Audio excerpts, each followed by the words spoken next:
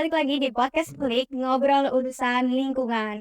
Hari ini balik lagi sama aku, yang tentunya bakal bawain isu-isu tentang lingkungan, tapi seperti biasa, nggak mungkin dong aku sendirian di sini. Hari ini aku dibersamai oleh Bu Ani Juliani. Selamat pagi, Ibu. Pagi, Assalamualaikum warahmatullahi wabarakatuh. Waalaikumsalam warahmatullahi wabarakatuh. Apa kabar nih, Bu? Alhamdulillah. Alhamdulillah, hari ini sudah menyempatkan waktu untuk kita. Nah, Bu, kalau untuk topik hari ini ya, Bu, sebelum masuk di materinya mungkin kayak kemarin tuh kan saya sempet baca nih ya, Bu, kalau di Malaysia itu kayak, ada panic buying di mana, eee, rumornya yang beredar itu bakal ada kekeringan berkepanjang gitu. Jadi kayak masyarakat di Malaysia tuh pada berbondong-bondong buat beli air minum gitu loh, Bu. Nah, untuk itu tuh katanya disebabkan oleh fenomena El Nino, di mana pemanasan suhu yang ada di bumi ini tuh meningkat. Nah, kalau untuk itu tuh kan berarti, eee, suhu meningkat dan adanya kekeringan, di mana intensitas hujannya itu menurun. Nah, untuk di hujan sendiri itu prosesnya bagaimana sih, Bu, untuk terjadinya hujan dan kenapa kok bisa terjadi tentang, eee, apa namanya, kekeringannya itu sendiri, Bu? Ya, Bu, terima kasih. Jadi tadi ya terkait ada fenomena ada apa, isu atau bukan, tapi kasus ya, kasus-kasus kekeringan. Nggak cuma di Malaysia sebetulnya ya, di banyak daerah yang lain di seluruh dunia, dan juga sebetulnya di negara kita juga sama begitu ya. Kita ada juga masa-masa di mana terjadi kekeringan semacam itu gitu. Nah, itu kaitannya dengan kaitannya dengan kekurangan atau menurunnya intensitas hujan begitu. Sebenarnya hujan hujan sendiri terjadi bagaimana sih gitu ya? Karena dia kalau proses apa namanya, proses mudahnya itu dia sangat sangat simpel sebetulnya, biarpun pada prakteknya tidak sesimpel itu gitu ya. Jadi kan dia ada pemanasan gitu ya dari matahari menguap gitu ya, paparasi dulu dari transpirasi juga, lalu dia menjadi awan gitu ya, awan lalu terbawa angin, lalu apa namanya ke satu daerah gitu ya, terus di situ terjadi hujan gitu. Sesimpel itu sebetulnya gitu ya. Jadi dan fenomena hujan sendiri, walaupun apa namanya tidak dari kita tidak memahami itu dari awal gitu ya, tapi sebetulnya sudah dijelaskan dengan apa namanya, dengan jelas di dalam Al-Quran gitu. Di dalam Al-Quran kita juga ada dijelaskan proses hujan itu seperti apa gitu ya. Dan saya bacakan saja gitu ya beberapa ayat di dalam Al-Quran terkait proses terjadinya hujan. Misalnya dalam surat Ar-Rum ayat 48 gitu ya. Allah dialah yang mengirim angin, lalu angin itu menggerakkan awan. Dan Allah membentangkannya di langit menurut yang dikehendakinya dan menjadikannya bergumpal-gumpal, lalu kamu lihat hujan keluar dari celah-celahnya. Maka apabila hujan itu turun mengenai hamba-hambanya yang dikehendakinya, tiba-tiba mereka menjadi gembira gitu. Jadi di situ ada apa namanya, ada angin, ada awan gitu dijelaskan. Angin itu menggerakkan awan, lalu awan itu akan bergerak ke daerah yang justru disampaikan yang membutuhkan hujan begitu ya, seperti itu. Sehingga ketika air yang hujan itu turun, hamba-hambanya itu menjadi gembira begitu ya. Simpelnya sih begitu ya, apa namanya, proses terjadinya hujan itu. Memang kalau misalnya kita melihat tadi apa namanya, fenomena kekeringan misalnya nggak cuma di negara bagian Penang ya, di Malaysia begitu ya. Karena berkurangnya intensitas hujan menyebabkan berkurangnya juga air yang tertampung di Daerah itu. iya, di sumber airnya di sana gitu ya, di waduk yang menjadi sumber air namanya sumber air baku masyarakat di Malaysia gitu. Tapi itu juga banyak terjadi di daerah lain, California misalnya. California itu apa namanya, masalah yang berkepanjangan gitu, masalah kekeringan di California ya, di US ya. Lalu di beberapa tahun yang lalu saya kira di Cape Town di Afrika Selatan juga sampai mereka Cape Town itu mulai ditinggalkan oleh penduduknya gitu ya mencari daerah lain yang airnya lebih baik begitu ya, seperti itu. Itu juga sama, atau di dekat kita juga ada. Misalnya di Gunung Kidul gitu misalnya. Gunung Kidul itu apa namanya, pada saat musim kering itu mesti ada masa di mana masyarakat harus membeli air begitu. Air diangkut dari tempat yang jauh gitu ya, lalu disalurkan ke daerah-daerah di Gunung Kidul, dan masyarakatnya membeli air begitu. Jadi sebetulnya fenomena kekeringan itu terjadi di mana-mana gitu ya. Penyebabnya banyak gitu ya. Selain karena tadi El Nino tadi disebutkan, artinya ada fenomena meteorologis gitu ya, perubahan iklim gitu ya, itu menyebabkan jadinya perubahan perilaku dari atmosfer dan seterusnya, sehingga mempengaruhi juga intensitas hujan.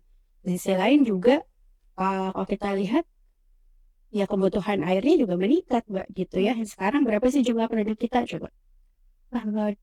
Udah lebih dari 7 miliar gitu Iya. ya, sudah lebih 7 miliar. Kalau saya baca sekarang itu dengan sudah hampir 8 miliar sekarang di bumi gitu ya. Sementara air apakah air bertambah?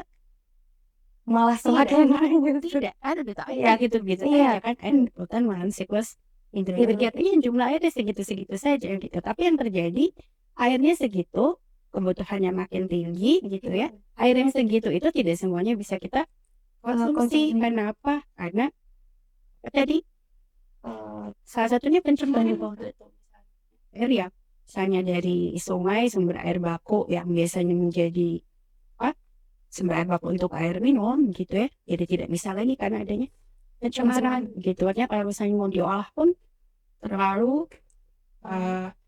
besar biayanya gitu, misalnya saking kompleksnya pencemaran air yang terjadi. Sehingga intinya adalah bahwa tadi ada dari segi secara alami juga namanya ada yang menyebabkan gitu ya, intensitas hujan menurun dan seterusnya, sehingga ada kekeringan di mana-mana. Juga ada juga karena kebutuhan airnya naik, sementara airnya segitu-segitu saja, bahkan cenderung menurun gitu ya ketersediaannya, karena tadi salah satunya dari pencemaran air gitu ya. Sehingga memang air hujan ini kita kan biasanya kita menggunakan sumber air itu umumnya dari itu ya, sungai, air permukaan ya, sungai, danau begitu ya, air tanah atau mata air begitu ya. Itu yang biasanya sekarang dijadikan air baku, air minum gitu ya. Tapi sebetulnya ada sumber air lain nih gitu ya, yaitu air hujan yang sampai sekarang itu masih dianggap bukan bukan sumber air yang signifikan begitu ya.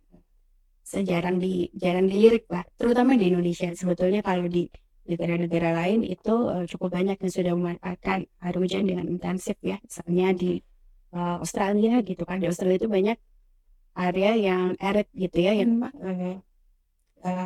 kering gitu, sehingga hujan itu menjadi air hujan itu menjadi salah satu sumber air yang penting. Juga di Kanada, di US juga itu banyak digunakan pemanenan air hujan, penangkapan air hujan, penggunaan air hujan untuk berbagai keperluan, terutama untuk daerah-daerah misalnya yang remote gitu ya, remote itu yang agak terpencil ya, yang tidak dapat sambungan air, atau misalnya daerah yang arid, yang kering gitu ya, seperti itu ya. Mungkin gitu ya kaitannya dengan bahwa ini ada air hujan yang sebetulnya ini sumber nih gitu ya, bisa jadi alternatif. Nah, kalau ngomongin air hujan yang bisa dijadiin alternatif kan Bu, gimana sih Bu itu buat kualitas air hujannya sendiri itu gimana kualitasnya? Iya ya, itu emang penting gitu ya, kita memanfaatkan air gitu ya. Kualitasnya bagaimana nih begitu ya, kan sama juga air yang misalnya dari PDAM itu juga diolah ya, dari air baku ya, dari air sungai atau dari danau, tergantung apapun air bakunya diolah gitu ya, di instalasi pengolahan air minum atau air bersih, itu kan untuk memenuhi satu baku mutu tertentu gitu ya. Artinya dengan kalau misalnya air tersebut memenuhi kualitas tersebut, dianggap bahwa dia cukup aman untuk apapun itu peruntukannya begitu ya. Nah, ini juga sama bagaimana dengan air hujan gitu ya. sebetulnya air hujan sendiri dia basically dia bersih gitu ya. Kalau kita melihat prosesnya tadi begitu ya, prosesnya tadi dia kan sebetulnya dia bersih begitu ya, dari air laut yang diuapkan dan seterusnya gitu. Dan sebetulnya di dalam Al-Quran gitu juga disampaikan bahwa memang air hujan itu bersih begitu ya. Eh, saya kutip ini ya dari surat Al-Furqan yang 48 gitu ya. Kami turunkan air hujan yang bersih dari langit gitu ya. Bersih dari langit. Artinya sebetulnya secara kualitas dia bersih gitu ya. Tapi kita tahu sendiri sekarang bahwa tadi ya dari prosesnya kita tahu air menguap lalu dia turun lagi kan begitu. Nah tentu saja air hujan itu dia akan melarutkan apa yang dilalui kan begitu ya, termasuk ketika dia turun begitu. Artinya apa? Artinya ketika kualitas udaranya itu jelek, banyak polutan di situ, yaitu yang akan dilarutkan oleh air hujan sehingga air hujan itu dia basically dia bersih gitu ya pada lingkungan yang masih masih alami ya.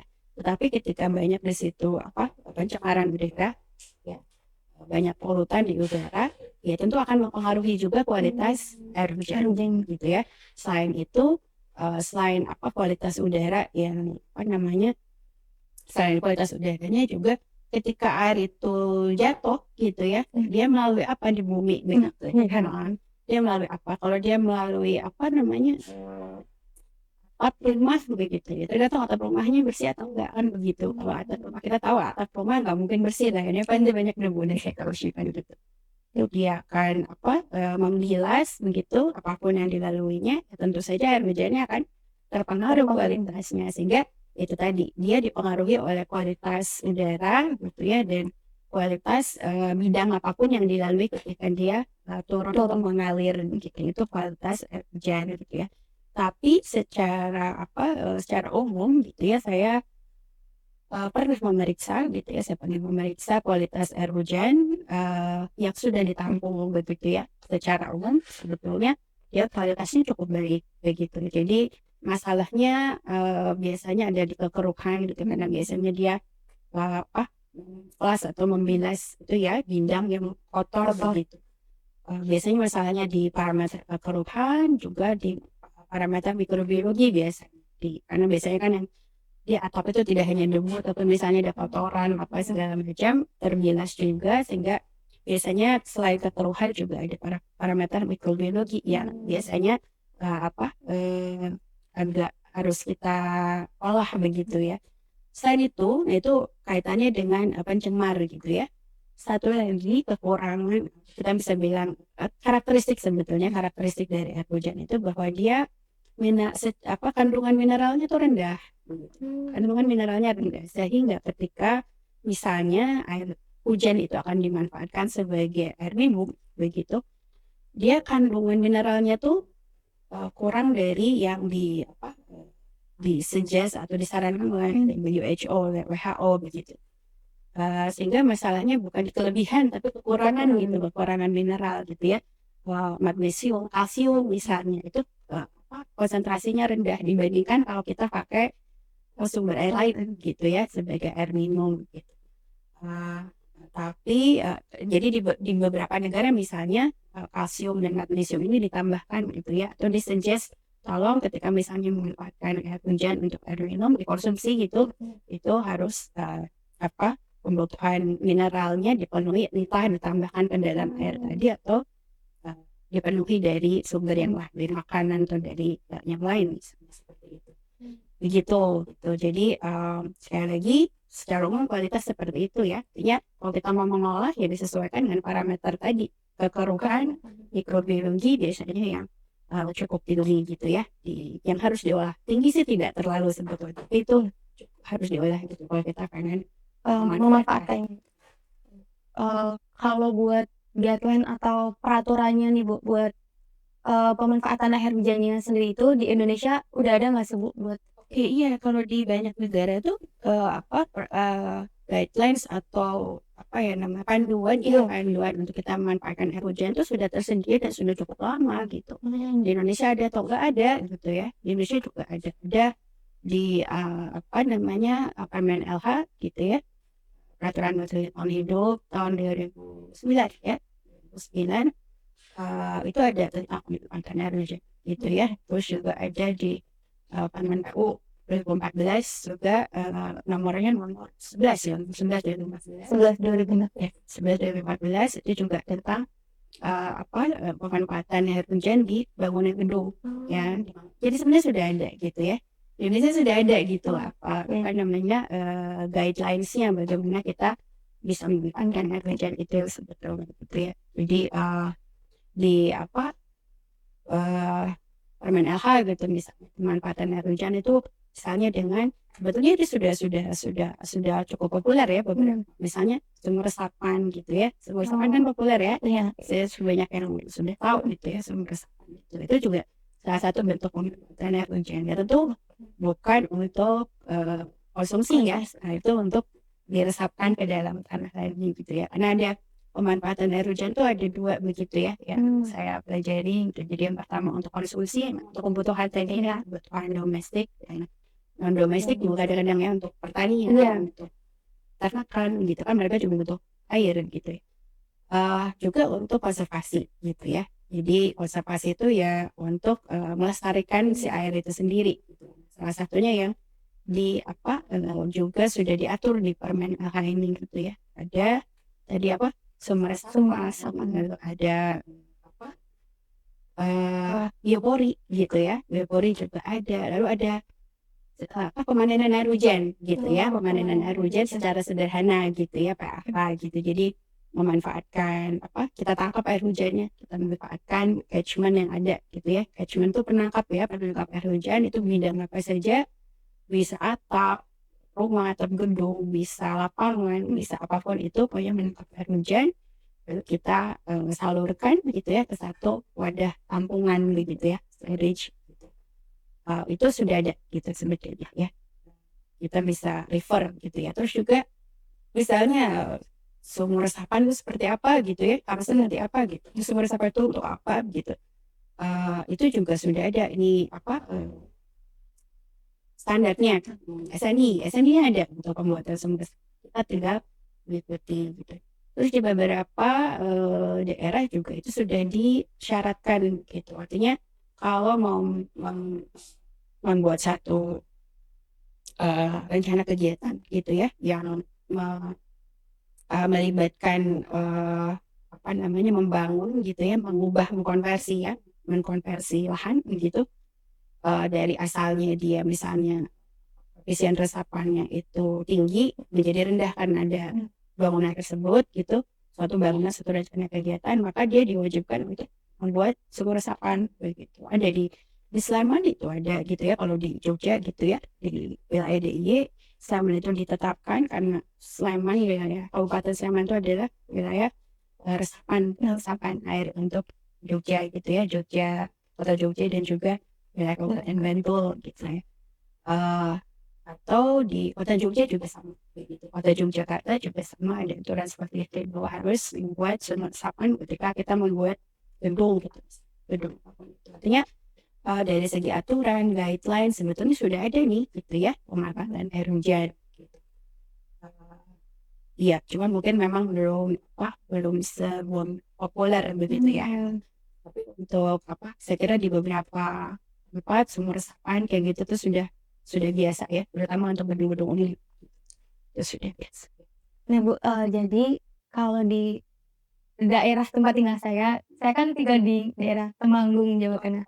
Iya di Temanggung. Nah itu tuh ada beberapa warga yang memanfaatkan air hujan sendiri. Jadi air hujannya itu kayak dari mungkin talang kalau nggak dari atap itu tuh antar ada alirannya langsung masuk ke bak penampungan. Nah itu mereka itu memanfaatkan air hujannya itu jadi air minum. Tapi sebelum dijadiin air minum itu kayak diendapin dulu gitu Bu. Nah abis itu baru airnya diambil dan dimasak. Itu sebenarnya aman nggak sih Bu kalau misalnya ya sederhana gitu pemanfaatan ini? Tergantung daerahnya seperti apa. Jadi dulu saya pernah mengambil sampel ya di daerah yang praktek pemanenan air hujan itu sudah biasa gitu ya. Sama seperti itu gitu ya. Jadi memang prakteknya biasanya di apa namanya, sistem PAH-nya pemandian air hujan itu sederhana gitu ya, hanya Iya. memakai atap, lalu ada Langsung. pala, Iya. lalu masuk ke penampungan. Penampungannya. Penampungannya juga ada yang besar gitu ya. Saya dulu pernah yang ke daerah yang karena dia emang sering kering gitu ya. Jadi membuat apa namanya, itu penampungan air hujan itu dia permanen gitu ya, permanen, dan itu dibuat sebelum dia membangun rumah gitu, saking pentingnya itu begitu. Jadi emang di daerah-daerah yang kekeringan air hujan itu menjadi sangat penting begitu ya. Dan itu juga sama prakteknya, jadi harus sederhana saja, di catch atau ditangkap di atap, di masuk ke talang masuk ke penampungan gitu ya. Itu juga sama, mereka menunggu gitu ya, waktu diendapkan gitu ya, diendapkan dulu baru dikonsumsi gitu. Nah kebetulan yang saya ambil sampelnya itu emang kondisi lingkungannya masih sangat baik begitu ya, di daerah rural gitu ya. Terus ya tidak banyak polusi udara seperti di perkotaan. Tapi kalau misalnya kita kembali ke parameter tadi gitu ya, saya ambil sampelnya tuh dari kasus-kasus seperti itu, termasuk yang dipakai sebagai air minum begitu ya. Saya ambil sampelnya, lalu saya periksa, dan memang ya masalahnya dia tadi kekeruhan dari mikrobiologi ya, coliform gitu ya. Si kekeruhan itu kan bisa dikurangi gitu, bisa diturunkan dengan pengendapan tadi, makanya ditunggu gitu ya, sedimentasi gitu. Artinya itu bisa berkurang kekeruhannya.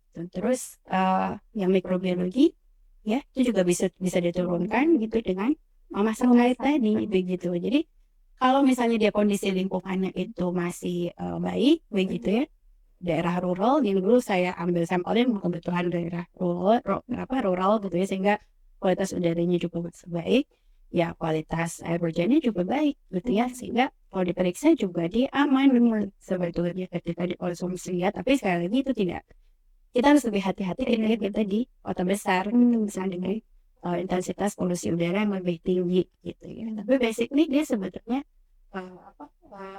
tadi saya sudah sampaikan juga, dia relatif baik gitu namanya kualitasnya begitu.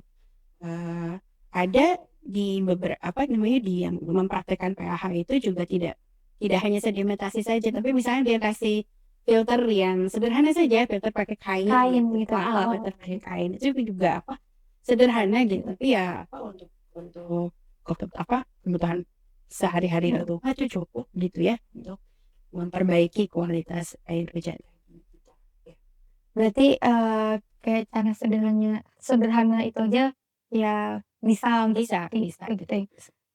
Tergantung sama kualitas lingkungannya gitu ya. Kualitas lingkungan. Jadi di kota besar gitu misalnya tidak terlalu direkomendasikan untuk kita konsumsi begitu. Jadi kita tampung tapi kita gunakan untuk keperluan lain gitu ya. Keperluan selain konsumsi kan banyak ya. Misalnya untuk bersih-bersih kan masih bisa. Ya, untuk flushing bisa gitu ya. Ini selain konsumsi itu lebih aman menurut saya kira begitu. Ya berarti ternyata air hujan itu bisa kita manfaatin, bisa jadi banyak alternatif lah yang buat manfaatin. Terbatasannya mungkin memang di catchment-nya, di penampungan terbatas ya. Jadi kalau udah penuh kita nggak bisa nggak bisa ditambah. ya. Jadi kalau makin besar penampungannya, makin banyak yang bisa kita manfaatkan gitu. Tapi itu tadi keterbatasannya adalah di penampungan. Ya, oke. Nah mungkin teman-teman di luar sana udah tahu nih kayak ternyata air hujan itu yang tadinya kita ngiranya kan air hujan itu kan kotor gitu ya Bu, ternyata bisa kita manfaatin. Mungkin itu aja yang bisa kita share ke teman-teman. Terima kasih Bu Ani udah menyempatkan hari ini share sama kita tentang air hujan itu ternyata bisa kita manfaatin, dan sederhananya aja tadi ternyata bisa buat kita minum air minum kayak gitu ya. Mungkin itu aja dari kita, dan buat teman-teman di luar sana jangan lupa tetap pantengin terus podcast Ngulik yang bakal dibawain dengan berbagai macam isu tentang lingkungan dan yang tentunya bakal menarik. Nah, mungkin sekian dari aku hari ini. Sampai jumpa di podcast Ngulik selanjutnya.